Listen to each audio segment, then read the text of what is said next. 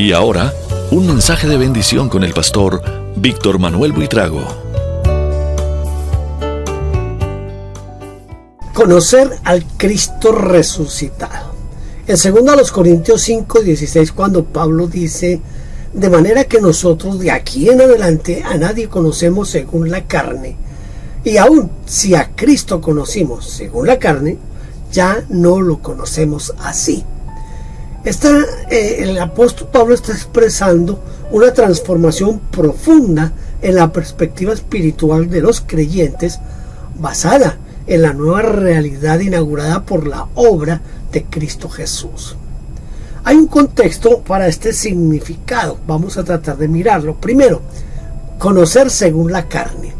Esta expresión se refiere a una perspectiva humana, limitada y superficial, que juzga a las personas según criterios mundanos, como su apariencia, estatus social, etnia, riquezas o méritos terrenales. En el contexto de la iglesia de Corinto, donde había divisiones y preferencias por ciertos líderes basadas en cualidades externas como la elocuencia o el prestigio, Pablo enfatiza que los cristianos deben abandonar esta mentalidad. En segundo lugar dice: a nadie conocemos según la carne. Pablo está diciendo que como creyentes, los cristianos ya no deben evaluar a las personas desde una perspectiva meramente humana. En cambio, deben ver a los demás a través de la lente de la fe, reconociendo su valor y propósito en Cristo Jesús. Esto implica ver a las personas como nuevas creaciones, como nuevas criaturas, como dice 2 Corintios 5:17, y como parte de ese plan redentor de Dios, independientemente de su condición externa. Tercero, dice Pablo, aun si a Cristo conocimos según la carne. Aquí Pablo probablemente alude a aquellos que conocieron a Jesús durante su ministerio terrenal, viéndolo solo como un maestro, un líder o una figura histórica. También podría estar refiriéndose a percepciones limitadas de Cristo basadas en su humanidad, por ejemplo, como un simple carpintero de Nazaret. Sin embargo, Pablo aclara que esta visión, según la carne, ya no es válida. Cuarto, sigue diciendo Pablo, ya no lo conocemos así. Después de la resurrección y la revelación del Espíritu Santo, los creyentes deben conocer a Cristo en su verdadera identidad, es decir, como el Hijo de Dios, el Señor resucitado y el Salvador. Esta nueva comprensión trasciende lo físico y lo temporal y se centra en su gloria divina y su obra redentora. Observo aquí, en este texto, algunas implicaciones teológicas. Tratemos de mirarlas. Primero, la perspectiva espiritual. Pablo invita a los creyentes a vivir desde una perspectiva transformada por el poder del Espíritu Santo, donde las categorías humanas como raza, clase, economía o prestigio pierden relevancia frente a la identidad en Cristo. Segundo, la reconciliación. Este versículo está conectado con el tema central del pasaje, que va desde 2 Corintios del 5, del 14 al 21, que es la reconciliación. Al no conocer a nadie según la carne, los cristianos están llamados a participar en el ministerio de la reconciliación, viendo a todos como personas por las que Cristo murió y a las que Dios desea salvar y redimir. Tercero, y quizás es lo más importante, que es Cristo es el centro. La declaración sobre Cristo resalta que la fe cristiana no se basa en un Jesús meramente histórico, sino en el Cristo exaltado, quien es el mediador de la nueva creación. Pablo desafía a los creyentes a dejar atrás prejuicios y juicios superficiales, tanto hacia los demás como hacia el mismo Jesucristo.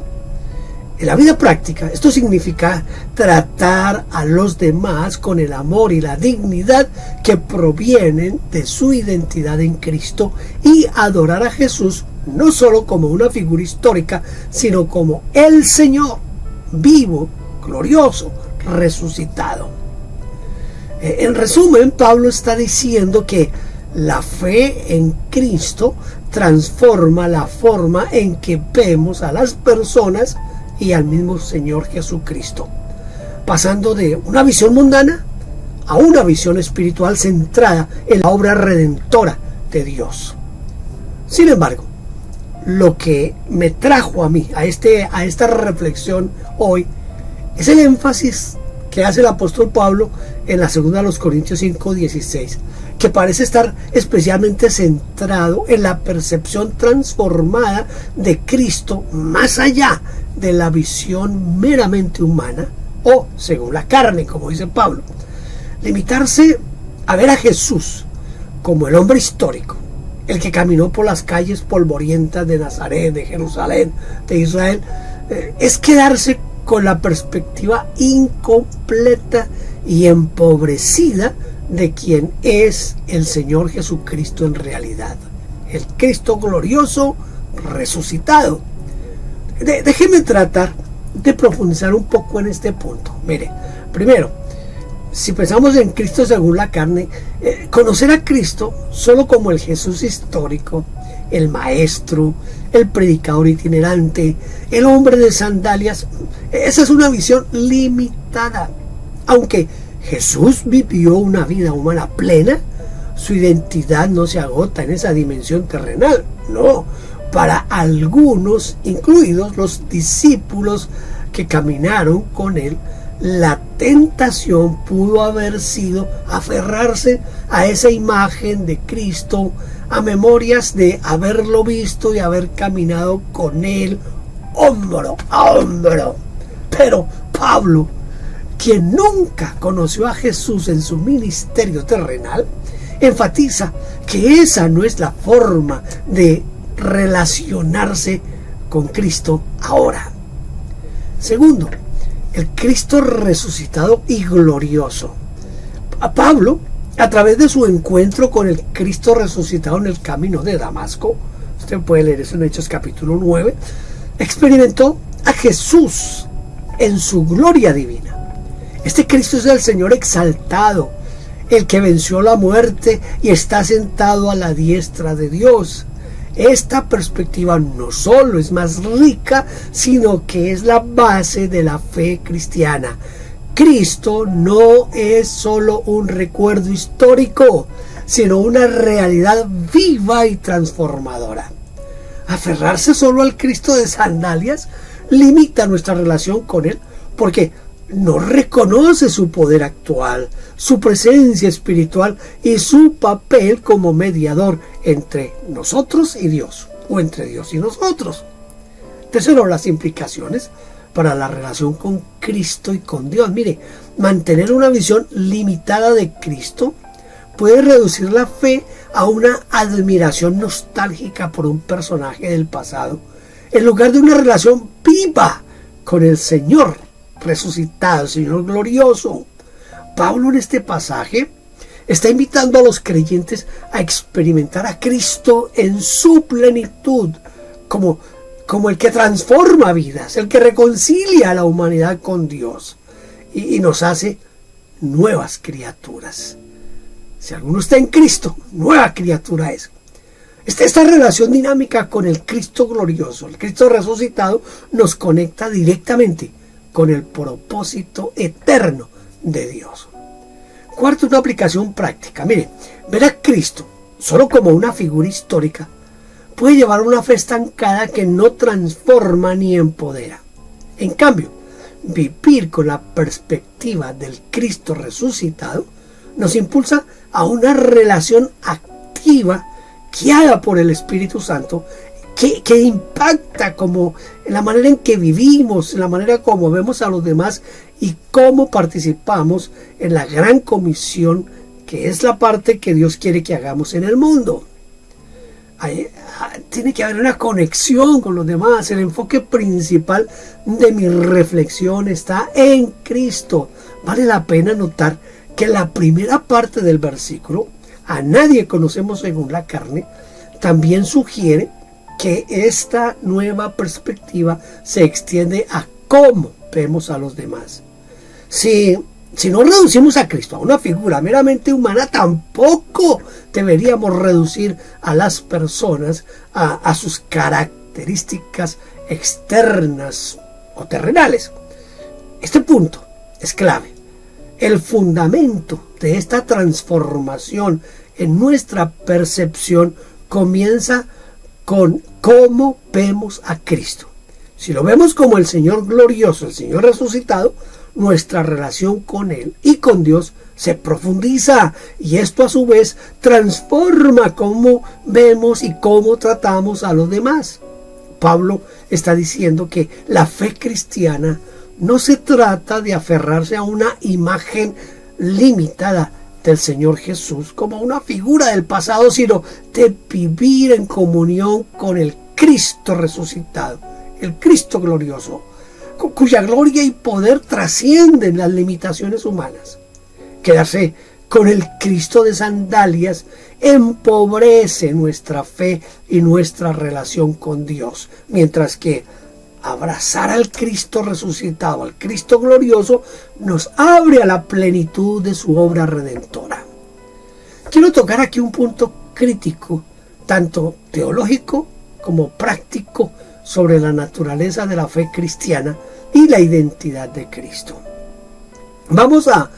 Voy a tratar de desglosar mi argumento y conectar los puntos con la iglesia contemporánea, con la iglesia de hoy. Lo primero es ese aferrarse al Cristo histórico y su reducción a un líder religioso.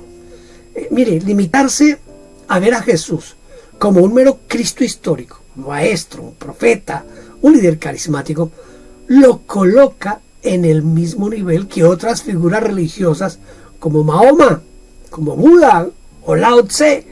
Estas figuras, aunque influyentes, son vistas principalmente como maestros humanos o fundadores de sistemas filosóficos o religiosos. Sin embargo, el cristianismo, según Pablo, se distingue precisamente porque Cristo no es solo un líder histórico, sino el Hijo de Dios resucitado, glorioso, vivo y activo en el presente. En 2 Corintios 5:16, Pablo subraya que conocer a Cristo según la carne, es decir, solo en su dimensión humana, es insuficiente. Esta perspectiva lo reduciría a un personaje del pasado comparable a otros líderes religiosos y no captaría la realidad de su resurrección, de su señorío, de su gloria y de su presencia transformadora hoy. Pablo, a través de su experiencia en el camino de Damasco, conoció al Cristo glorioso, no al Jesús terrenal. Y esto marcó su teología y su mensaje. Cristo es el Señor. Cristo es el Señor vivo, no un mero recuerdo histórico. Si miramos a Pedro y la visión de Cristo, el Cristo histórico, aunque Pedro caminó físicamente con Jesús, su comprensión inicial de Cristo estuvo limitada por su perspectiva humana. Por ejemplo, en Mateo 16:16, Pedro confiesa que Jesús es el Cristo, el Hijo del Dios viviente. Pero un poquitito después intenta disuadir al Señor Jesús de ir a la cruz, mostrando que aún no comprendía plenamente el propósito divino de Cristo. Incluso después de la resurrección, Pedro y los discípulos tuvieron que experimentar un proceso de transformación para entender a Jesús como el Señor resucitado, como el Señor glorioso, no solo como un maestro con el que habían caminado. Es posible, muy posible, que algunos apóstoles, incluido Pedro, hayan tenido inicialmente una visión más centrada en sus experiencias personales con el Señor Jesucristo, con ese Jesús histórico, pero sin embargo, el Espíritu Santo en el Pentecostés, allá según lo que vemos en Hechos 2, y las experiencias posteriores les ayudaron a trascender esa visión limitada. Pedro, en sus cartas, en la primera y en la segunda de Pedro, refleja una comprensión madura de Cristo como el Salvador glorificado, como el Señor glorificado, aunque su autoridad apostólica siempre estuvo vinculada a sus experiencias directas con el Jesús de la tierra. El apostolado de Pablo y el Cristo resucitado, que es de lo que estamos hablando. Mire, el caso de Pablo es único, porque él no cumplía con el criterio tradicional de los apóstoles de haber caminado con Jesús durante su ministerio terrenal. En Hechos 1, 21 y 22 se encuentran los requisitos.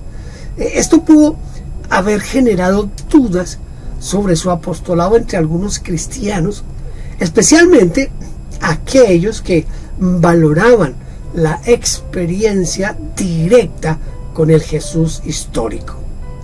Sin embargo, Pablo defiende su autoridad apostólica basándose en su encuentro con el Cristo resucitado, el Cristo glorioso. Mire, Gálatas 1:11 y 1 Corintios 9:1 para que entienda esto. Para el apóstol Pablo, este encuentro no solo valida su llamado, sino que lo libera de la necesidad de conocer a Cristo según la carne. En cambio, su mensaje se centra en el Cristo glorioso, cuya obra trasciende el tiempo y el espacio. Pablo propone otra cosa, una fe que no depende de haber visto a Jesús en la carne, sino de conocerlo como el Señor vivo, el Señor glorioso, a través del Espíritu Santo. Esta perspectiva es universal y accesible a todos los creyentes, no solo aquellos que tuvieron un contacto físico con el Señor Jesús. Y en este sentido, Pablo democratiza la experiencia de Cristo, haciendo que la fe no dependa de una conexión histórica, sino de una relación espiritual con el Cristo resucitado. La pregunta es, ¿le falta esto a la iglesia de hoy?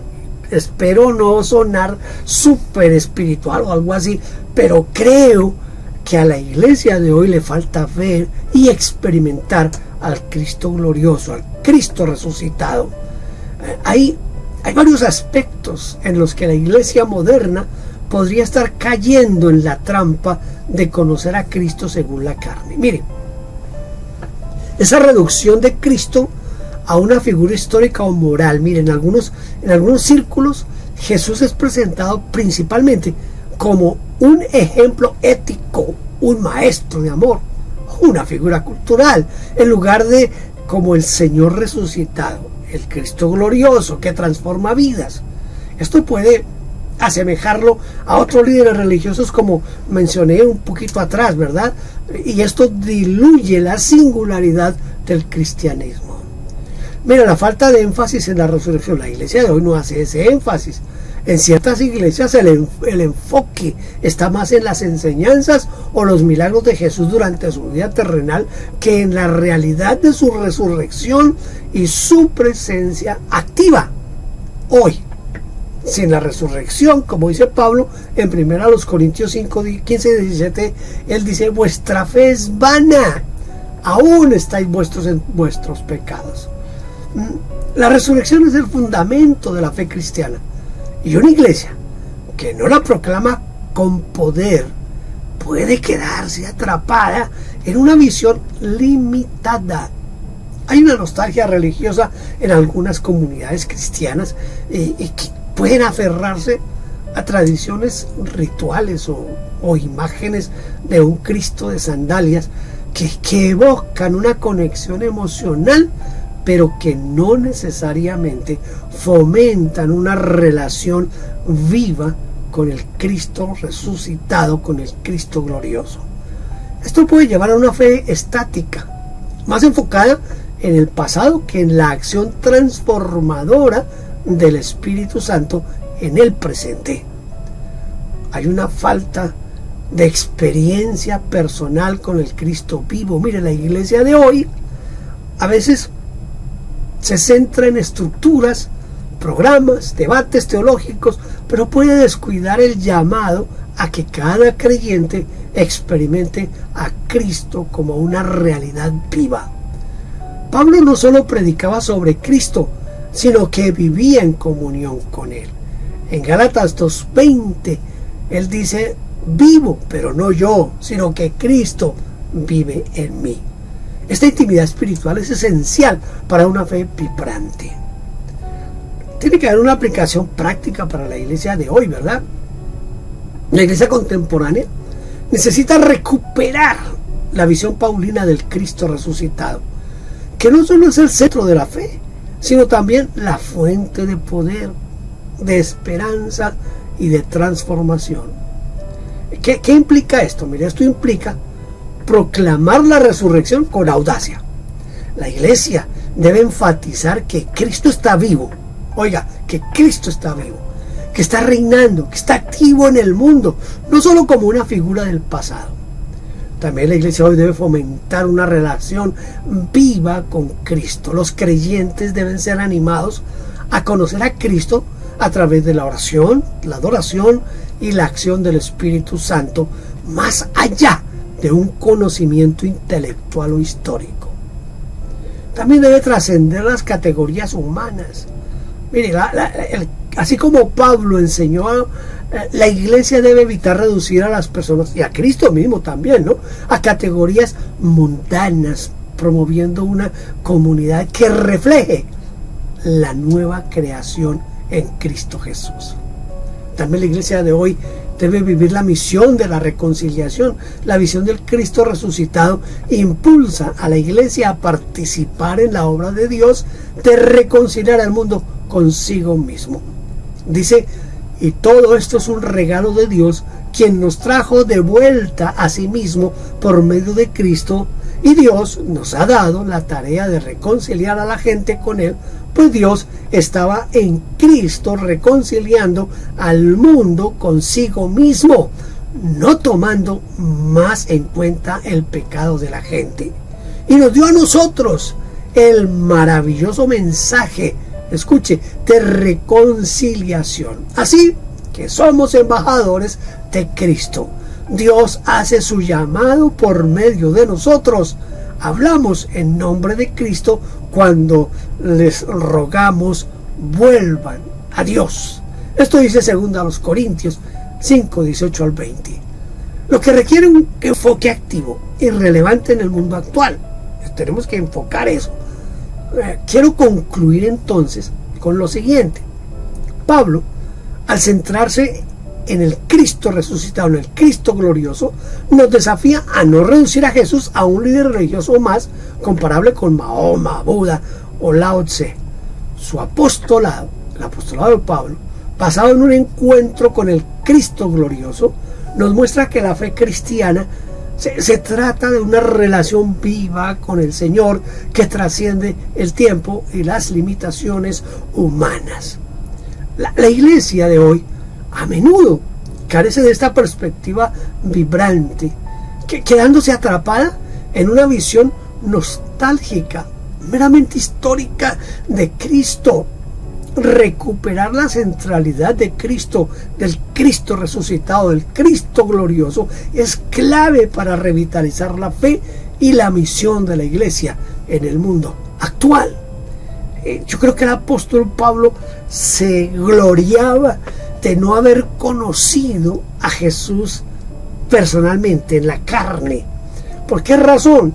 Porque el apóstol Pablo entendía que uno no puede quedarse ligado a ese Cristo de sandalias que andaba por los caminos polvorientos de Israel. No, el Señor Jesucristo murió y resucitó y subió a los cielos y está sentado a la diestra de Dios Padre, y el Señor Jesucristo está vivo, activo, poderoso para la iglesia de hoy. Y Pablo por eso se gloriaba. Yo no lo conocí según la carne, pero tuve el privilegio que ninguno tuvo. Me lo encontré a él ya resucitado, ese Cristo glorioso, que él fue quien me enseñó todo el evangelio. Porque nadie, absolutamente ningún humano, le enseñó el evangelio al apóstol Pablo. Fue directamente el Cristo resucitado quien le dio todo el evangelio al apóstol Pablo. Tenía razón en gloriarse en ese Cristo resucitado, y tenía razón en enfatizar y en desafiarnos a nosotros, especialmente hoy, a que vivamos de ese Cristo resucitado, que lo dejemos actuar, que lo veamos como lo que Él es, el Cristo glorioso y resucitado, el Señor de todo, el Señor de todas las cosas. La gran pregunta en este momento sería: ¿cuál es el Cristo que usted tiene? ¿El Cristo de las sandalias que caminó allá en Jerusalén, en Judea, que caminó, o el Cristo resucitado lleno de poder y de gloria y que transforma y cambia las vidas hoy? Yo creo que nosotros tenemos mucha culpa en que la gente se haya acostumbrado al Cristo de sandalias. ¿Por qué razón? Mire, yo fui parte en la iglesia donde yo crecí espiritualmente. Tenían una editorial que era la que hacía las clases para la escuela bíblica, la escuela dominical. Esa editorial tenía ciclos, creo que eran de 7 años los ciclos de esa editorial. ¿Y qué era lo que enseñábamos? Enseñábamos que Cristo, hablábamos del pesebre, hablábamos de Jesús niño en el templo, del bautismo, después pasábamos a los milagros, y que Jesús sanó al paralítico, sanó a los leprosos, que Jesús calmó la tempestad en el mar, que Jesús multiplicó los panes y los peces, que Jesucristo, y hablábamos solo de eso, que habló con María Magdalena, que habló con la samaritana. Eso era, y después pasábamos otra vez a repetir lo mismo. Y siempre estábamos en esos ciclos de enseñar siempre lo mismo. De vez en cuando nos pasaban un poquito al Antiguo Testamento para que conociéramos la vida de Josafat, de Acab, de los reyes de Israel, y algo del rey David, algo de Daniel. Pero no siempre nos han enfocado todas estas historias solamente como historias, como algo del pasado, como algo que vivieron ellos. Pero no hay un desafío para nosotros. Y creo que en eso hemos fallado, porque no hemos llevado a la iglesia a que viva y experimente al Cristo vivo, al Cristo resucitado, al Cristo glorioso. La pregunta es: ¿cuál es el Cristo que usted tiene? ¿El histórico, el de las sandalias y los caminos polvorientos de Jerusalén, de Judea? ¿O el Cristo glorioso, resucitado, poderoso, que está vivo y activo hoy en la iglesia? El Señor Jesucristo dijo: yo voy a estar con ustedes todos los días hasta el fin del mundo. Y donde estén 2 o 3 reunidos en mi nombre, allí estoy yo en medio de ellos. No está hablando del Cristo de sandalias. No está hablando de ese, que está hablando de un Cristo diferente, del Cristo glorioso, resucitado, ese que vio Esteban cuando estaba muriendo allá a la diestra del Padre, en toda su gloria, en todo su esplendor. Ese es el Cristo que debemos vivir, que debemos predicar. Espero que esta pequeña reflexión le invite a usted a pensar un poco en cuál es el Cristo que usted vive y experimenta. Y ojalá que sea el Cristo vivo, glorioso, resucitado, lleno de poder, ese Cristo capaz de transformar nuestras vidas y las vidas de quienes nos rodean. Gracias por haber estado aquí conmigo. Espero que nos podamos volver a ver en otra meditación de la palabra del Señor. Dios le bendiga mucho más abundantemente de lo que le ha bendecido hasta ahora. Hasta la próxima. Gracias por vernos. No olvide suscribirse y tocar la campanita. Toda la gloria sea para Dios.